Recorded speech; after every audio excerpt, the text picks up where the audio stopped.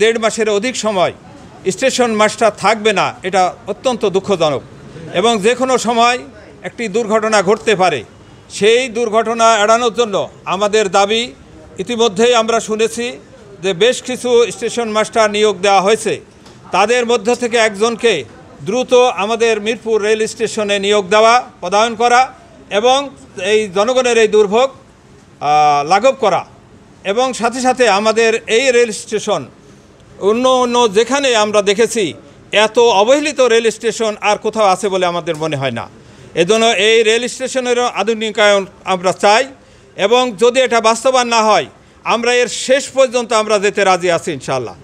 আমরা যেখানে এই দাবি পূরণ হওয়ার সেইখানে আমরা পর্যন্ত যাব এবং আমাদের এই দাবি পূরণের জন্য এই এলাকার সর্বস্তরের জনগণকে নিয়েই আমরা দাবি আদায় করার জন্য চেষ্টা করব ইনশাআল্লাহ।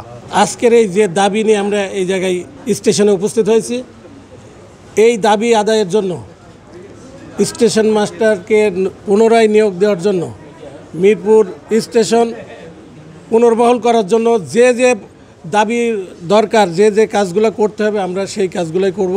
এই কাজ করতে আমরা যেখানে বাংলাদেশের রেলওয়ে থেকে শুরু করে প্রশাসনিক যেখানে যেখানে যাওয়া লাগে আমরা সেই সব জায়গায় যাব এবং তাদের কাছে আমরা আমাদের দাবি পূরণ করব।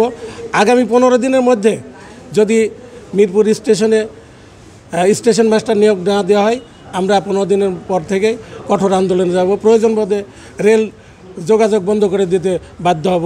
আমরা চাই যে মিরপুরে এই স্টেশনটা পুনর্বহাল হোক, স্টেশন মাস্টার 2 জন যেটা নাই সেই 2 জনকে এখানে পুনর্বহাল করা হোক। আর যদি এটা না করা হয় আমরা আজকে সিদ্ধান্ত নেতৃবৃন্দের সঙ্গে আলাপ করে আমরা সিদ্ধান্ত নিয়েছি যে আগামী আমাদের অলরেডি ঘোষণা হয়েছে যে 15 দিনের মাথায় আমাদের গফুর ভাই যেটা আমাদেরকে ঘোষণা করেছে যে 15 দিনের মাথায় আমরা আবার মূল্যায়নে বসবো যে আমাদের স্টেশন যদি পুনর্বহাল না করা হয় তাহলে আমরা আরও বৃহত্তর আন্দোলনের ডাক দিয়ে আমরা সেই ধরনের কর্মসূচি গ্রহণ করব। পাশাপাশি আমরা এই রেলওয়ের যে ঊর্ধ্বতন কর্তৃপক্ষ যারা আছেন তাদের সঙ্গেও আমরা যোগাযোগ করে আমরা আমাদের এই দাবিগুলো জানিয়ে আমাদেরকে এই স্টেশনটা পুনর্বহালের জন্য আমাদের যা যা করার দরকার আমরা সেটা করব।